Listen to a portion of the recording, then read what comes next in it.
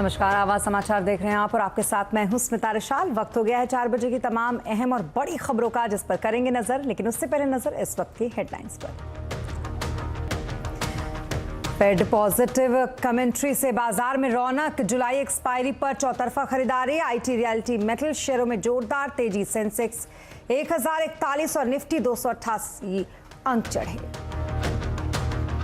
Spectrum नीलामी को जबरदस्त रिस्पांस। 13 राउंड की नीलामी में अब तक 1.5 लाख करोड़ रुपए की बोलियां। यूपी के ईस्ट सर्किल में स्पेक्ट्रम की जोरदार डिमांड।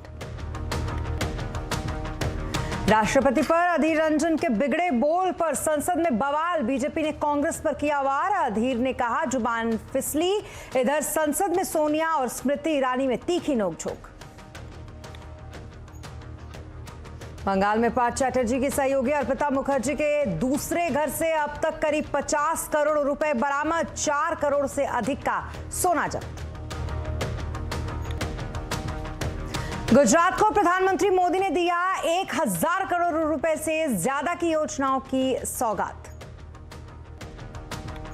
आज से कॉमनवेल्थ गेम्स 2022 शुरू। बर्मिंघम में ओपनिंग सेरेमनी में पीवी सिंधु और मनप्रीत सिंह होंगे भारतीय दल के ध्वजवाहक।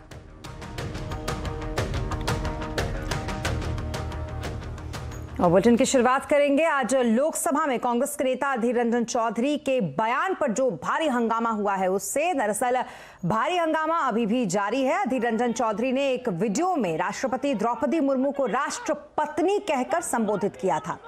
इसी मुद्दे पर सत्ता पक्ष ने कांग्रेस से माफी मांगने की मांग करते हुए हंगामा शुरू कर दिया। सत्ता पक्ष के सांसदों का कहना था कि कांग्रेस शुरुआत से द्रौपदी मुर्मू के प्रति दुर्भावनाग्रस्त है और अधीर रंजन का बयान इसी का नमूना है।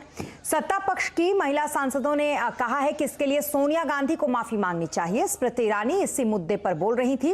इस दौरान सोनिया गांधी ट्रेजरी बेंच की तरफ जाती दिखी। इस पर एक और विवाद हो गया। हालांकि कांग्रेस का कहना है कि सोनिया गांधी महिला सांसदों से ये जानना चाहती थी कि सांसद उनका नाम क्यों ले रहे हैं, जबकि बीजेपी की महिला सांसदों का कहना है कि सोनिया गांधी उन्हें धमका रही थी। वहीं हंगामे के बीच दोनों सदनों की कार्रवाई स्थगित हो गई, लेकिन अब ये मामला संसद के बाहर भी गर्म है। अधीर रंजन चौधरी ने लोकसभा स्पीकर को पत्र लिखकर कहा है कि उन्हें सफाई देने का मौका दिया जाए। अधीर रंजन ने बाहर के प्रेस के सामने भी अपने बयान पर माफी मांगी और कहा कि ये जानबूझकर नहीं किया है उन्होंने, बल्कि ये शब्द गलती से उनके मुंह से निकल गया। अगर राष्ट्रपति जी को बुरा लगा मैं खुद राष्ट्रपति से मिलकर माफी मांगूंगा जरूरत पड़े तो। लेकिन ये पाखंडी के साथ, ये पाखंडी के पास क्यों है इतना माफी मांगने की बात आते हैं। मैं तो कुछ किया नहीं है गलती। मैंने सुबह से कहना है चूक हुआ है, चूक हुआ है, चूक हुआ है। तो वहीं अधीर रंजन चौधरी के माफी मांगने के बावजूद ये हंगामा थम नहीं रहा। सत्ता पक्ष कांग्रेस पार्टी और सोनिया गांधी से माफी की मांग कर रहा है। तो इधर सोनिया गांधी ने कहा है कि अधीर रंजन चौधरी माफी मांग चुके हैं। Ma'am, will you ask Adhir to apologize? He has already apologized. Ma'am, will you ask Adhir to apologize? He has already apologized. तो वित्त मंत्री निर्मला सीतारमण का कहना है कि इस पूरे मामले पर सोनिया गांधी का रवैया भड़काने वाला है। उन्होंने अधीर रंजन की माफी का हवाला देकर बात टालने की कोशिश की है और संसद के भीतर बीजेपी की महिला सांसदों को धमकाने की कोशिश की है। I just now seen through the media a clip which says Srimati Sonia Gandhi saying he has already apologized. He's already apologized? Felt threatened that Srimati Sonia Gandhi herself came up to probably one of our very senior members, Rama Devi ji, to find out. And one other member of our parliament, our people, members, approached there and she said, you don't talk to me. As though putting the member of parliament down in the house. तो वहीं सत्ता पक्ष अब इस बात पर अड़ गया है कि कांग्रेस की प्रमुख और महिला होने के नाते सोनिया गांधी को खुद देश से माफी मांगनी चाहिए। कांग्रेस ने सोनिया जी की अध्यक्षता में ये संस्कार विहीन, मूल्य विहीन और संविधान को चोट पहुंचाने वाला काम किया है। संसद में और सड़क पर कांग्रेस पार्टी और उनके नेताओं को राष्ट्र के प्रथम नागरिक, देश की राष्ट्रपति द्रौपदी मुर्मू जी और देश से माफी मांगनी चाहिए। और इधर सोनिया गांधी ने इस पूरे मामले पर एक बैठक बुलाई है जिसमें अधीर रंजन चौधरी और मल्लिकार्जुन खड़गे को भी बुलाया गया है। सदन के बाहर कांग्रेस के नेता कह रहे हैं कि अधीर रंजन ने गलती से ये बयान दिया था, जिसके बाद वो माफी मांग चुके हैं। सदन में बीजेपी सांसदों ने सोनिया गांधी के खिलाफ आपत्तिजनक नारेबाजी की। सोनिया जी उनसे पूछने गई कि उनका नाम क्यों लिया जा रहा है तो उनसे बदतमीजी की गई। अखिल गोगोई ने कहा है कि महिलाओं के लिए नारे लगाने वाली पार्टी ने सोनिया गांधी का अपमान किया है, जबकि वो विनम्रता से पेश आई। अगर वो सोचते हैं कि हंगामा करने से सोनिया गांधी पर असर होगा तो वो गलत हैं। और इस पूरे खबर पर डिटेल के लिए चलते हैं हम फिलहाल लक्ष्मण जी के पास और जानते हैं क्या कुछ है आज का पूरा मामला। लक्ष्मण जी, लगातार हम बातचीत करते हैं संसद के ऊपर और उसमें हो रहे हंगामे के ऊपर, लेकिन आज का ये हंगामा ये किस तरीके से अलग और क्या कुछ हुआ? बिल्कुल आपने सही कहा कि आज का जो हंगामा था वो दरअसल उसकी सूरत बदली हुई थी, उसके निशाने भी बदले हुए थे। अब तक हंगामे के पीछे सरकार को घेरने की कोशिश थी, जहां पे महंगाई के मुद्दे पर सरकार को घेरा जा रहा था। हंगामे के पीछे एक मकसद ये भी था कि सोनिया गांधी के प्रति सहानुभूति जुटाया जाए, जो सोनिया गांधी एनफोर्समेंट डायरेक्टरेट के सामने पूछताछ के लिए लगातार 3 दिन गई थी।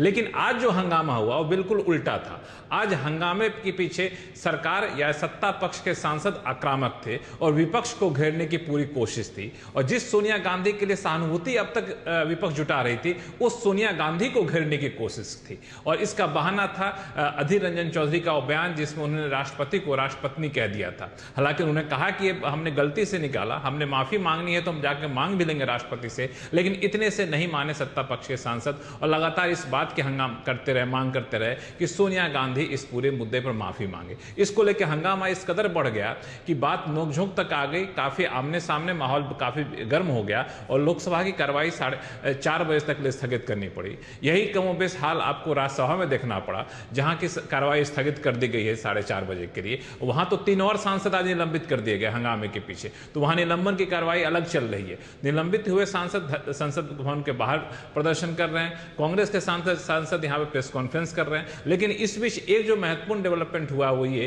कि जिस निर्मला सीतारमण की गैर मौजूदगी की वजह से सरकार महंगाई पर चर्चा नहीं करना चाहती थी, वो निर्मला सीतारमण अब संसद में आ गई हैं, स्वस्थ हो गई हैं, लेकिन महंगाई पर चर्चा करने या फिर महंगाई का मुद्दा उठने का भी वक्त नहीं निकल पा रहा है। लेकिन जो संकेत मिल रहे हैं, शायद अगले हफ्ते से आप देखेंगे कि महंगाई पर चर्चा होगी और पहली बार चर्चा राज्यसभा में होगी, फिर लोकसभा में होगी। इसको लेकर 2 दिन से सरकार, लोकसभा, राज्यसभा स्पीकर और विपक्ष के बीच बातचीत भी चल रही, कैसे किन किन धाराओं के तहत चर्चा कराई जाए। लेकिन आज का जो हंगामा था वाकई काफी अलग था पिछले 1 हफ्ते से चल रहे हंगामे को लेकर। जी, बहुत शुक्रिया तमाम डिटेल्स के लिए लक्ष्मण जी आपका, और उम्मीद करते हैं कि आगे आने वाले दिनों में कम से कम इस तरीके की तस्वीर संसद की कम से कम ना दिखाई दे। लेकिन संसद में काम भी होगा या फिर सिर्फ चलेगा घमासान? आज आवाज अड्डा में इसी पर करेंगे बड़ी चर्चा शाम 7:57 पर।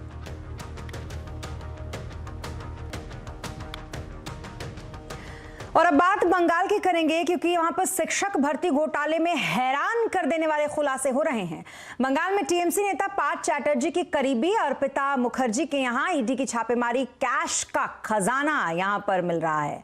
अब तक 50 करोड़ कैश मिल चुके हैं यहां पर, और पहली रेड में 23 जुलाई को 21 करोड़ और फिर कल जो रेड हुई है उसमें 28 करोड़ से ज्यादा कैश मिले हैं। तो वहीं 6 किलो सोना भी ईडी ने जब्त किया है। ईडी की टीम को नोट गिनने के लिए बैंक से 5 मशीनें मंगानी पड़ी। इतने नोट को ले जाने के लिए ट्रक मंगाना पड़ा। बैंक के 14 बक्से में भरकर इन नोटों को फिलहाल ले जाया गया यहां से। ये तस्वीरें जो आप देख रहे हैं दरअसल उन्हीं के घर की तस्वीर है, जो दूसरे घर पर जब छापेमारी हुई अर्पिता मुखर्जी के घर पे, तो वहां से ये कैश बरामद हुआ, जिसको गिनने के लिए 5 मशीनों को ईडी को बुलाना पड़ा। तो वहीं कोलकाता में आज बीजेपी के कार्यकर्ताओं ने टीएमसी के खिलाफ जबरदस्त प्रदर्शन किया। बीजेपी सवाल पूछ रही है कि आखिरकार मंत्री के भ्रष्टाचार के मुद्दे पर सीएम ममता बनर्जी चुप क्यों हैं। बीजेपी ने पार्थ चैटर्जी पर कार्रवाई करने की मांग की है। बीजेपी का आरोप है कि मां, माटी और मानुष वाले आज सिर्फ मनी खेल रहे हैं। और अब बात करेंगे मार्केट की। अमेरिका में ब्याज दरों की उठापटक पर भारतीय बाजार की पैनी नजर होती है। कल जब अमेरिका में बाजार ब्याज दरें बढ़ाने का ऐलान हुआ तो वहां पर पहले माना गया कि इससे बाजारों को झटका लगेगा, लेकिन फेड चेयरमैन के एक बयान से मामला उल्टा हो गया। फेड चेयरमैन ने ब्याज दरें तो बढ़ाई, लेकिन साथ में यह भी कहा कि अमेरिका में मंदी का कोई खतरा नजर नहीं आता। इकोनॉमी के कई सारे सेक्टर्स फिलहाल अच्छा कर रहे हैं। तो वहीं फेड की पॉजिटिव कमेंट्री से बाजार में जबरदस्त तेजी देखने को मिली। जुलाई एक्सपायरी के दिन बाजार में चौतरफा खरीदारी रही। सेंसेक्स की अगर बात करें तो 1041 पॉइंट चढ़कर ये 56,858 पर और निफ्टी 288 पॉइंट चढ़कर 16,930 पर बंद हुआ। मिड कैप और स्मॉल कैप शेयरों में खरीदारी रही। मार्केट का पूरा हाल समझते हैं सुमित से। सुमित, बताइए क्या कुछ रहा मार्केट का हाल, कहां खरीदारी और कहां बिकवाली रही? देखिए, आज शानदार तेजी कह सकते हैं। जबकि एक्सपायरी का दिन था तो एक बढ़िया ट्रिगर जो मार्केट में इंटरनेशनल क्यूज के दम पर आए और उसके बाद घरेलू फ्रंट पर भी एक बढ़िया शॉर्ट कवरिंग के चलते बाजार दिन के ऊपरी स्तरों के करीब जाकर बंद होता हुआ दिखाई पड़ा। चौतरफा खरीदारी थी, बीएसई के सभी इंडिसेस में तेजी थी और क्रूशियल चीज ये कि मिड कैप स्मॉल कैप भी आज पार्टिसिपेट कर रहे थे। तो ओवरऑल एक बेहतर मूड माहौल के चलते मार्केट्स में एक अच्छा मूव आता हुआ दिखाई पड़ा। जी, बहुत शुक्रिया तमाम मार्केट अपडेट के लिए सुमित आपका। तो कुल मिलाकर मार्केट में इस तरीके की आज खबरें और इस बीच बाजार में आई तेजी के बीच वैलेंटीज एडवाइजर के फाउंडर और एमडी ज्योति वर्धन जयपुरिया ने दोनों ऐसे सेक्टरों को लेकर राय दी जिसमें अच्छी ग्रोथ की संभावना है। उन्होंने कहा कि आने वाले समय में बैंकिंग और ऑटो सेक्टर में काफी तेजी से आगे बढ़ेगा। हाँ, तो दो सेक्टर है जहाँ पे है ना हम लोग ने कैश को डिप्लॉय किया एक तरह से, जो हम लोग को पहले अच्छा नहीं लगता था पर अभी है ना हम लोग फोकस कर रहे हैं। एक है बैंक्स और दूसरा है ऑटोस। तो दोनों का यदि कारण देखें, बैंक्स में कारण बहुत सिंपल है कि पिछले 4-5 साल से एक तरह से क्लीन अप चल रहा था बैंक्स का कि जब इंटरेस्ट रेट बढ़ता है तो एक बार शॉर्ट टर्म के लिए बैंक्स का मार्जिन बढ़ जाते हैं, क्योंकि है ना लोन रीप्राइसिंग इमीडिएटली हो जाता है, उस पर ना इंटरेस्ट रेट ज्यादा बढ़ जाते हैं, पर जो डिपॉजिट्स है वो जब तक मैच्योर नहीं होते वो लोअर इंटरेस्ट रेट पे रहते हैं। तो ऑटोज में अपने देखे तो 5 साल से ऑटो ग्रोथ हो रहा नहीं है और पिछले 6-8 महीना से उनका मेन प्रॉब्लम था कि है ना वो प्रोड्यूस नहीं कर सकते थे क्योंकि सेमीकंडक्टर का काफी इशू था। तो हम लोग का जो एनालिसिस था वो है कि सेमीकंडक्टर का इशू कम हो रहा है, ऐसा नहीं है कि चला गया है, पर अब प्रोडक्शन लेवल बढ़ जाएंगे तो इसके कारण है ना प्रोडक्शन बढ़ने के कारण सेल्स बढ़ेगा इनका। और एफआईआईज की बिकवाली भारतीय बाजारों में जारी है। इस वित्त वर्ष की पहली 3 तिमाहियों में विदेशी निवेशकों ने 1,53,000 करोड़ रुपए की भारी बिकवाली की है। एफआईआईज की बिकवाली के बीच बाजार में कितना बदला है हिस्सेदारी का पैटर्न, ये बताने के लिए हमारे साथ है नीरज वाजपेयी। नीरज जी, किस तरीके से पैटर्न बदला है एफआईआईज का? देखिए, एफआईआईज की जो लगातार बिकवाली पिछले 1-1.5 साल से चल रही है उससे ये पता लगता है कि जो टोटल मार्केट हमारा है उसमें ओनरशिप किसकी कितनी है। तो एफआईआई की जो टोटल होल्डिंग है उसमें कितनी कमी और बढ़ोतरी हुई है।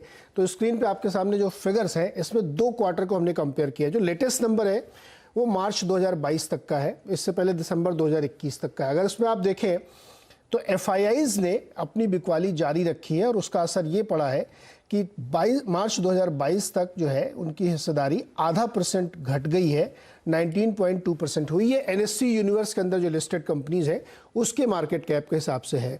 और इससे पहले अगर आप देखिए दिसंबर क्वार्टर में 19.7 था, वहां भी 0.8% उससे पहले के क्वार्टर के मुकाबले कमी आई थी। तो यानी सीक्वेंसली उन्होंने अपनी होल्डिंग कम की है। लेकिन उसी के कॉन्ट्रेरी अगर आप देखें तो डोमेस्टिक फंड्स, म्यूचुअल फंड्स ने अपनी हिस्सेदारी बढ़ाई है 0.3%। और ये साफ दिखता था कि जब एसआईपीज के फिगर्स हम लोग 12,000 करोड़ के आसपास के एवरेज हर महीने देखते थे तो वो साफ आपको इस नंबर्स में दिखता था। लेकिन इसमें सबसे स्मार्ट प्ले हमारे रिटेल इन्वेस्टर्स का है जो बिल्कुल सेम स्टडी ग्रोथ है। 9.7% पहले वाले क्वार्टर में थे, यानी दिसंबर क्वार्टर में भी, और इस क्वार्टर में भी मार्च 2022 में था, इसमें भी 9.7% है। उससे पहले वाला जो क्वार्टर था उसमें उन्होंने थोड़ी सी हिस्सेदारी बढ़ाई थी, यानी जो दिसंबर क्वार्टर से पहले क्वार्टर था उसके मुकाबले में थोड़ी बढ़ी थी। लेकिन इस बार एकदम स्टेडी है और ऐसा होप है, चूंकि डेटा हमेशा 1.5-2 महीने लैग से आता है। तो जो करंट क्वार्टर फाइनेंशियल ईयर का चल रहा है, जो अभी खत्म हुआ है 30 जून को, उस क्वार्टर में भी आई एम श्योर कि एफआईआईज ने अपनी शायद हिस्सेदारी घटाई होगी डोमेस्टिक फंड ने बढ़ाई होगी और रिटेल ने थोड़ी शायद कम की होगी, क्योंकि जो पैटर्न हम लोगों ने मार्केट के दौरान डेली नंबर ट्रैक करके हम लोग देखते हैं वो साफ इस ओर इशारा करता है। अब एक बार आपके सामने मैं फाइनेंशियल ईयर जो 2023 का पहला क्वार्टर खत्म हुआ है उसके नंबर रखता हूं, उससे अंदाजा लगेगा कि जो अगले नंबर आएंगे इस क्वार्टर के हिसाब से एफआई होल्डिंग्स के वो आपको समझ में आएगा। तो लगभग 1.5 लाख करोड़ की बिकवाली उन्होंने अप्रैल में जून 3 महीने में नए वित्त वर्ष में की है। फिगर्स आपके सामने हर महीने देखिए, अप्रैल में उन्होंने 40,000 करोड़ बेचा, फिर मई में उन्होंने 54,000 करोड़ बेचा और उसके बाद जून में उन्होंने 58,000 करोड़ की बेचा। तो तीनों को अगर आप जोड़ दें तो 1.5 लाख करोड़ से ज़्यादा की बिकवाली उन्होंने पहले क्वार्टर में की है। और यही नंबर आपको जब कंसोलिडेटेड एनएससी यूनिवर्स में एफआई की होल्डिंग का आएगा तो वो आपको दिखेगा। इसमें और डिटेल्स नंबर में आप देखेंगे तो जो प्रोमोटर्स थे उन्होंने भी स्लाइटली अपनी हिस्सेदारी कम की है। बैंक्स, इंश्योरेंस कंपनीज और फाइनेंशियल इंस्टीट्यूशंस उन्होंने थोड़ी थोड़ी बढ़ाई है। तो ये इस नंबर का इंटरप्रिटेशन है। अब सवाल ये उठता है कि क्या ये ट्रेंड बदलेगा, एफआई की होल्डिंग रुकेगी? तो जो जुलाई के महीने के नंबर्स हमको दिख रहे हैं वो थोड़ा सा स्टीडी होते हुए दिख रहे हैं, तो ये आप एक्सपेक्ट कर सकते हैं। लेकिन ये नंबर बहुत लैग से हमें दिवाली के आसपास पता चलेगा। लेकिन फिलहाल इस क्वार्टर के भी नंबर में ऐसा लगता है कि एफआई ने अपनी होल्डिंग इंडियन मार्केट में थोड़ी और कम की होगी। और इसका एक बड़ा इंटरप्रिटेशन ये है कि जिस तरीके से प्लाइट हुआ है, करेंसी हमारी डिप्रिशिएट हुई है, पैसा बाहर निकला है, तो उसकी वजह से एफआई ने अपनी बिकवाली की है। जी, बहुत शुक्रिया तमाम डिटेल्स के लिए और तमाम जानकारी के लिए आपका नीरज जी। और अब बात करेंगे 5G स्पेक्ट्रम की, जिसकी नीलामी का आज तीसरा दिन है। अब तक 13 राउंड की नीलामी हो चुकी है और 14वां राउंड शुरू हो चुका है। सरकार को 1.5 लाख करोड़ रुपए की बोलियां यहां पर मिली हैं। ज्यादा जानकारी के लिए हमारे साथ जुड़ रहे हैं संवाददाता असीम मनचंदा, जिनके पास चलेंगे। क्या कुछ अपडेट है असीम 5G स्पेक्ट्रम नीलामी पर? देखिए, आज स्पेक्ट्रम नीलामी का तीसरा दिन है और इस बात का अंदाजा जो आप लगा सकते हैं टेलीकॉम कंपनियां बढ़-चढ़ करके बोली जो बता रही है। खासतौर पर अब तक सरकार को 1.5 लाख करोड़ रुपए की बोली मिल गई है। पहले दिन 4 राउंड हुए थे, इसमें टेलीकॉम कंपनी ने 1,40,000 करोड़ रुपए की बोली वो लगाई थी। दूसरे दिन जो 5 राउंड हुए, आज तीसरा दिन है और 5वां राउंड जो चल रहा है, यानी 14वां राउंड जो है वो चल रहा है। अभी तक डिमांड जो है कई सेक्टर के अंदर दिख रही है। खासतौर पर पहले टेलीकॉम कंपनियां 5G स्पेक्ट्रम के लिए बोली लगा रही थी, लेकिन अब टेलीकॉम कंपनियां 4G स्पेक्ट्रम के लिए भी काफी इंटरेस्टेड है और उसके लिए भी बोली जो लगा रही है। तो ये जानकर ये मान रहे हैं कि अभी भी ये स्पेक्ट्रम की नीलामी एक दिन जो है और खिंच सकती है, यानी कि आज 5 से 6 राउंड हो सकते हैं और कल भी ये जारी जो है वो रह सकती है। खासतौर पर टेलीकॉम कंपनी अभी भी इंटरेस्टेड है और ये बोली जो है 1,55,000 करोड़ रुपए के आसपास जो है वो पहुंच सकती है। लेकिन जैसे जैसे अगला राउंड आएगा हम अपने दर्शकों को अपडेट करेंगे कि क्या हुआ और कैसे कंपनी जो है इसमें पार्टिसिपेट करके कितना स्पेक्ट्रम में आ सकती है। जी, बहुत शुक्रिया तमाम डिटेल्स के लिए असीम आपका। तो कुल मिलाकर ये कुछ इस तरीके से सरकार को स्पेक्ट्रम नीलामी में मिल रही है अच्छा रिस्पांस। और अब बात करेंगे प्रधानमंत्री नरेंद्र मोदी की, जिन्होंने आज गुजरात को 1,000 करोड़ रुपए से ज्यादा की परियोजनाओं का सौगात दिया। सबसे पहले पीएम मोदी ने गुजरात के साबरकांठा में जिला सहकारी दुग्ध उत्पादन संघ यानी कि साबर डेयरी के 305 करोड़ के मिल्क पाउडर प्लांट का उद्घाटन किया। यहां उन्होंने 600 करोड़ की लागत से बनने वाले चीज संयंत्र का शिलान्यास किया। इसके अलावा 125 करोड़ की लागत से निर्मित टेट्रा पैक संयंत्र का भी लोकार्पण किया। साबर डेयरी का विस्तार हुआ है, सैकड़ों रुपए के नए प्रोजेक्ट यहां लग रहे हैं। आधुनिक टेक्नोलॉजी से लैस मिल्क पाउडर प्लांट और एसेप्टिक पैकिंग सेक्शन, उसमें एक और लाइन जुड़ने से साबर डेयरी की क्षमता और अधिक बढ़ जाएगी। आज जिस नए प्लांट का भूमि पूजन हुआ है वो भी साबर डेयरी के सामर्थ्य को बढ़ाने में मदद करेगा। तो वहीं प्रधानमंत्री मोदी कल भी गुजरात में ही रहेंगे, जहां वो गिफ्ट सिटी में 2 बड़े कार्यक्रमों में हिस्सा लेंगे। इसमें देश के पहले इंटरनेशनल बुलियन एक्सचेंज का उद्घाटन और international financial service centre authority यानी कि IFSCA के मुख्यालय भवन की आधारशिला रखने का कार्यक्रम शामिल है। और ज्यादा स्क्रीन एक्सपोजर की वजह से आजकल ड्राई आई की शिकायत बढ़ रही है। लोग इससे निपटने के लिए आई ड्रॉप यूज करते हैं, लेकिन रिसर्च से पता चला है कि ड्रॉप से परेशानी और बढ़ सकती है। पूरी जानकारी के लिए देखिए आज कंज्यूमर अड्डा शाम 5:57 पर। और इसी के साथ इस बुलेटिन में फिलहाल इतना ही। खबरों पर लगातार अपडेट के लिए आप बने रहें CNBC आवाज के साथ। नमस्कार।